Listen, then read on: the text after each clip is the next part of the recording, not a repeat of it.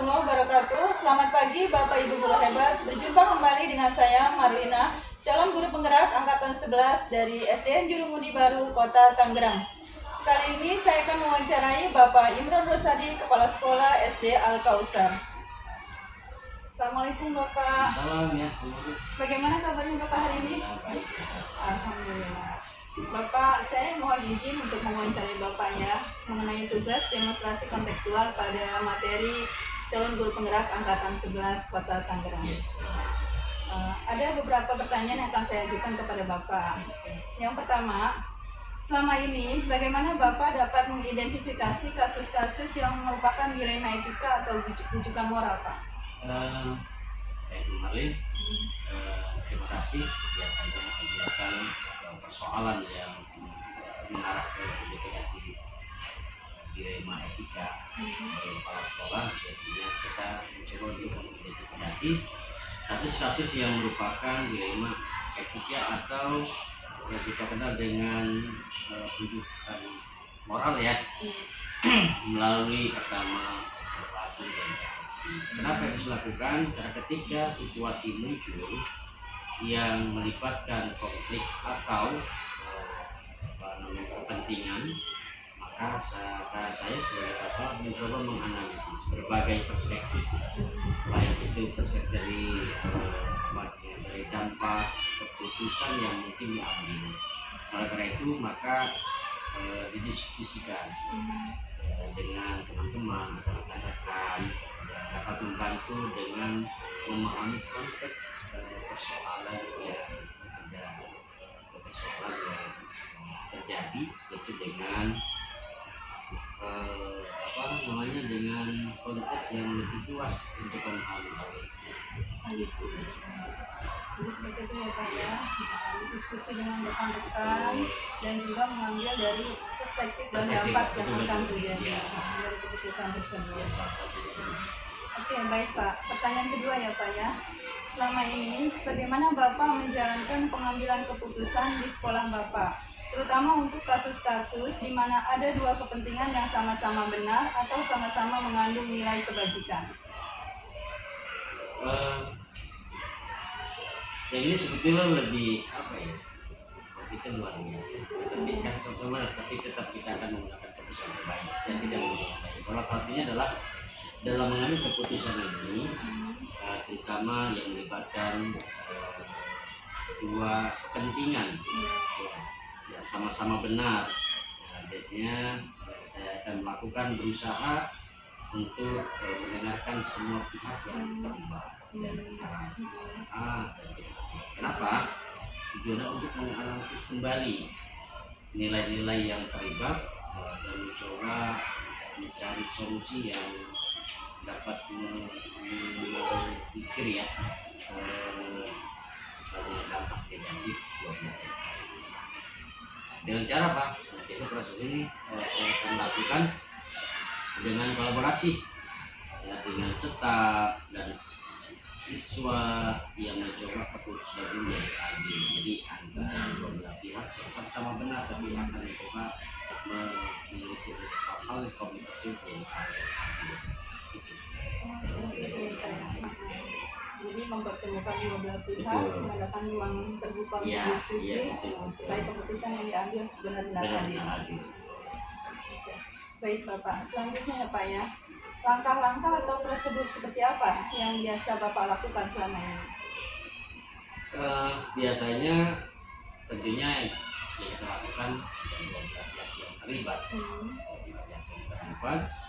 kemudian yang kedua mengumpulkan informasi yang tepat dan benar, yang ketiga kita juga menganalisis opsi yang ada dari pihak yang terlibat, yang keempat juga kita menggunakan ambil keputusan dengan mempertimbangkan dampak jangka panjang yang akan terjadi dengan keputusan tersebut. Nah, biasanya dari itu saya akan menggunakan dengan melakukan evaluasi pasca keputusan dari hasil misalkan hasil keputusan sebagai belajar dan hasilnya itu jangka panjang. kaitannya dengan langkah yang dilakukan. Jadi seperti itu ya Pak ya. Baik, untuk selanjutnya Pak, hal-hal apa saja yang selama ini Bapak anggap efektif dalam pengambilan keputusan pada kasus-kasus dilema etika?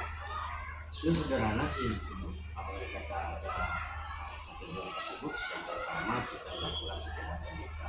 Yang kedua menghilangkan nilai-nilai etika untuk apa namanya yang ada nilai-nilai etika dari sekolah soal laporan yang ada, kemudian kita berikan keputusan yang menghasilkan solusi yang lebih inklusif dan dapat diterima oleh dua belah pihak. Tetap ya Pak ya, dan seperti itu keterlibatan berbagai pihak. Ya betul. Pertanyaan yang kelima ya Pak ya, hal-hal apa saja yang selama ini merupakan tantangan dalam pengambilan keputusan pada kasus-kasus dilema etika yang pernah Bapak alami? Biasanya tantangan ini yang dihadapi buktinya kita dengan sering atau menghadapi seringkali ya berkaitan dengan perbedaan pendapat. Tentunya kita sebagai kepala sekolah lagi-lagi untuk pihak-pihak yang terlibat ini kita kumpulkan, kita masyarakat dengan waktu yang terbatas, dalam waktu yang singkat untuk komitmen menjadi lebih mudah, lebih cepat dan tidak merugikan yang lain.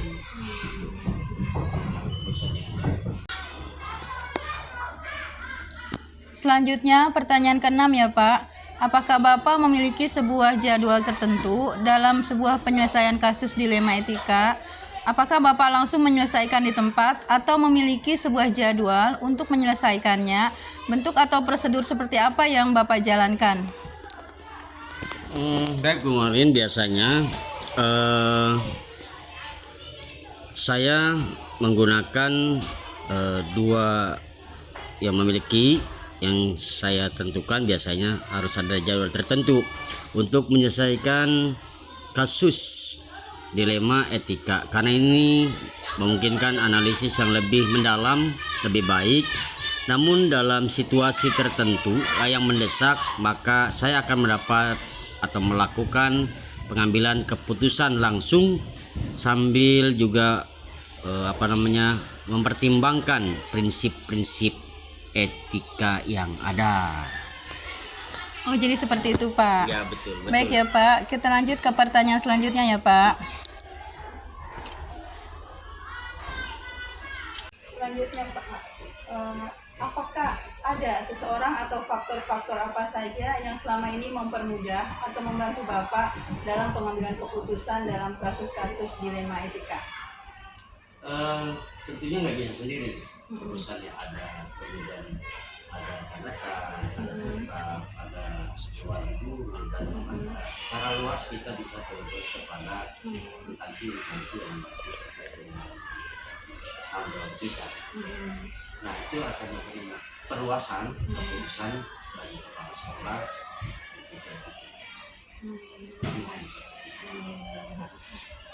Jadi banyak faktor ya Betul, Pak ya. betul.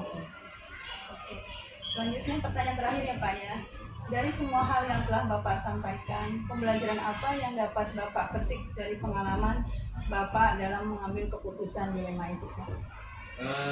Dari berbagai keputusan tentunya ada beberapa hal sebagai pengalaman besar.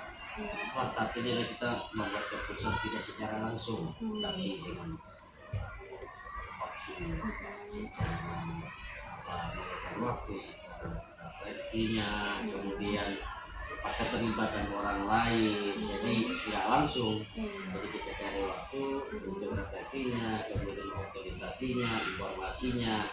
Nah, dengan adanya itu pengalaman kita tuangkan untuk memberikan keputusan, untuk memberikan pelajaran buat kita sendiri. Saya sebagai kepala sekolah tentunya tidak bisa melakukan sendiri tanpa ada kolaborasi dengan rekan guru yang lain. Iya, betul. Oke, ada lagi yang mau Bapak sampaikan? Cukup ini. Terima kasih banyak Bapak atas waktunya. Iya, sama-sama.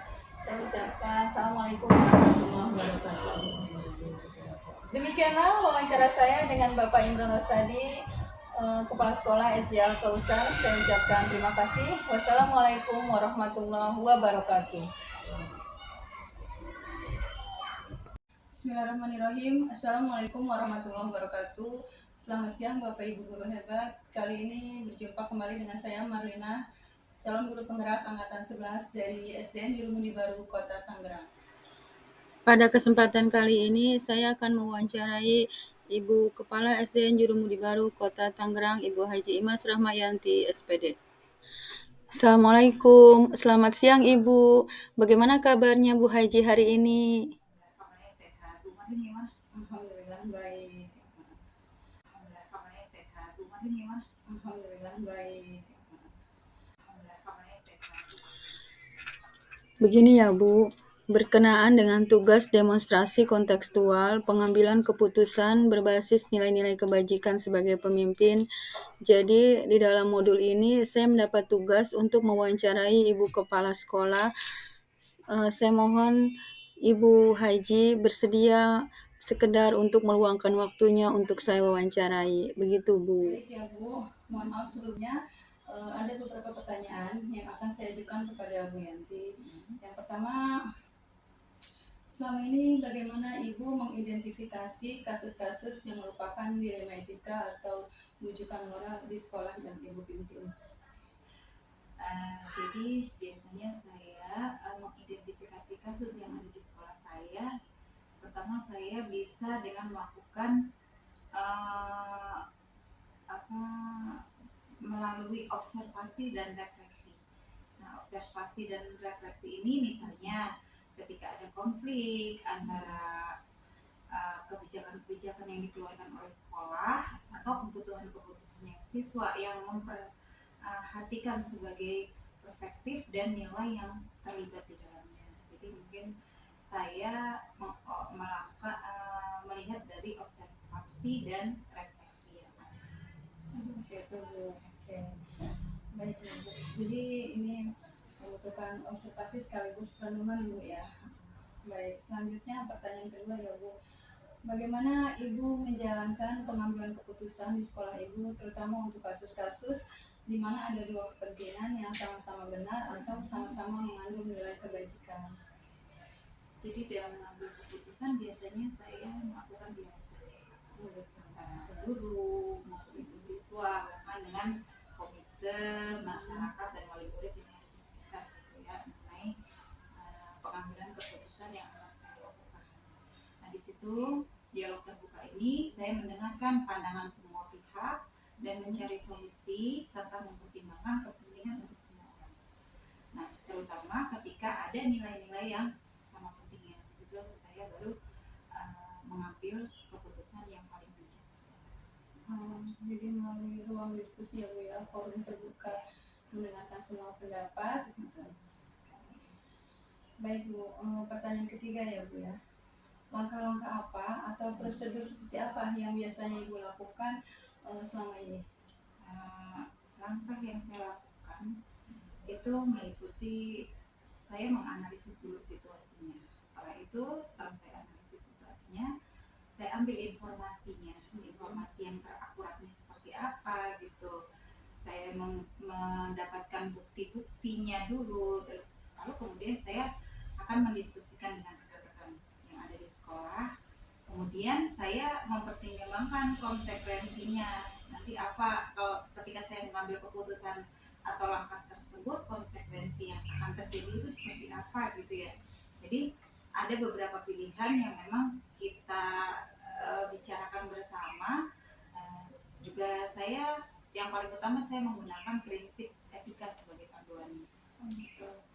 Jadi supaya tidak ada yang dirugikan. Dianalisis dulu ya Bu, data-data yang dikumpulkan, kemudian melakukan diskusi dengan berbagai pihak dan diperhatikan juga dampak dari keputusan tersebut.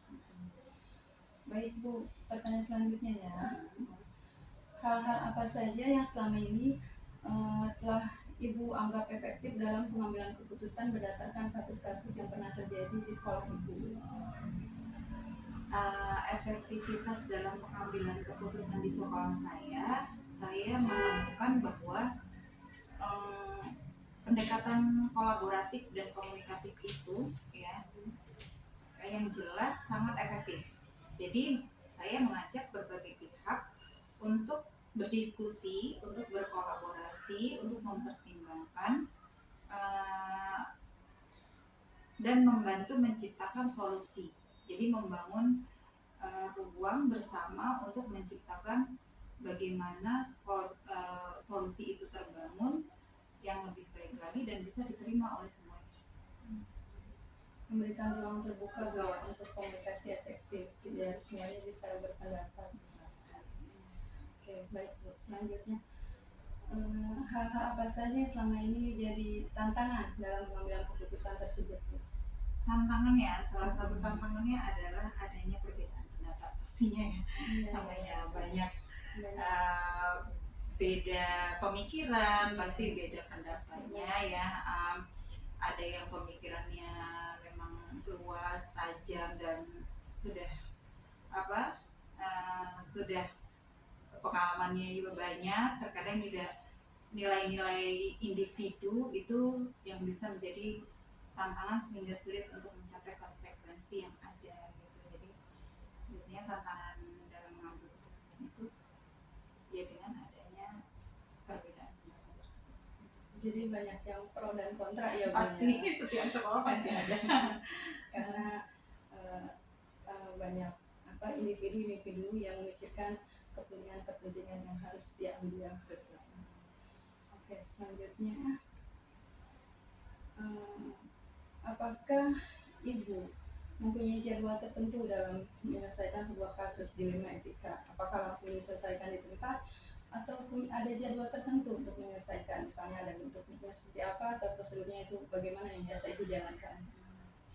Biasanya saya tidak langsung menyelesaikan ya, tapi saya lebih suka menganalisis dulu situasinya. Jadi saya mencari tahu dulu gitu. Ini untuk kasusnya seperti apa, terus menentukan waktu yang tepat juga, karena kalau kita langsung di hari itu dikhawatirkan nanti ada keputusan-keputusan yang tidak sesuai dengan apa yang sebenarnya terjadi ketika itu ya. Jadi saya analisis dulu, setelah itu menentukan waktu, lalu melakukan diskusi yang mendalam. Nah, proses ini juga sering melibatkan konsultasi dengan pihak-pihak lain, biasanya seperti itu. Jadi dalam sebuah pengambilan keputusan itu tidak bisa langsung saya putuskan hari ini, nggak bisa. Jadi saya harus mengamati dulu, harus bisa menganalisis dulu kasusnya seperti apa, ada berat atau ringan, harus sepatutnya juga tidak bisa langsung diputuskan hari ini. Baik ya Bu, jadi harus dipertimbangkan dulu ya, tidak bisa langsung diputuskan. Selanjutnya yang terakhir ya Bu ya, apakah ada seseorang atau faktor-faktor pendukung apa yang selama ini mempermudah atau membantu Ibu dalam pengambilan keputusan tersebut? Pasti ada. Setiap lembaga itu pasti ada dukungan, ada pro, ada kontra. Tapi alhamdulillah di sini banyak sekali dukungan yang saya dapatkan, terutama yang di sini dari rekan-rekan sejawat juga gitu. Terus termasuk dari situ ada guru, staf dan stakeholder yang ada di sekolah kami, bahkan juga dari komitenya juga sangat mendukung dalam berbagai program dan dalam berbagai keputusan yang positif di sini gitu. Dan itu pun sangat membantu. Saya juga mengandalkan prinsip-prinsip etika yang sudah mapan dan referensi dari pengalaman-pengalaman sebelumnya. Jadi dalam mengambil keputusan tersebut diperlukan prinsip-prinsip etika sekaligus dari pengalaman sebelumnya. Oke. Pertanyaan terakhir ya Bu ya, kira-kira apa nih pembelajaran dari pengalaman yang selama ini telah Ibu dapatkan? Oke, pembelajaran dari yang pengalaman saya dapatkan yaitu saya belajar bahwa setiap keputusan itu harus dipertimbangkan dengan sangat hati-hati. Empati, pemahaman terhadap perspektif juga orang lain itu sangat penting sekali, karena dalam mencapai sebuah solusi yang adil dan berkelanjutan itu sebagai pemimpin kita harus mengarah kepada hal etika, ya etika yang harus dipertimbangkan dengan matang, karena kita tidak bisa mengedepankan ego kita, karena ini bukanlah kepentingan pribadi tapi untuk sebuah lembaga atau untuk kemajuan setelah kita bersama. Seru sekali kayaknya diskusi kita Bu ya.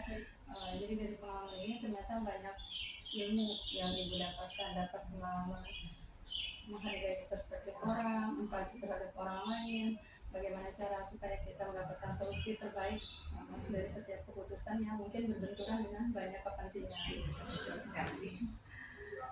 Oke, terima kasih Bu Yanti atas waktunya. Mengganggu sebelumnya. Sama-sama. Assalamualaikum warahmatullahi wabarakatuh. Sukses selalu Bu Mati. Terima kasih Bu Yanti. Demikianlah wawancara ini saya ucapkan terima kasih. Wassalamualaikum warahmatullahi wabarakatuh.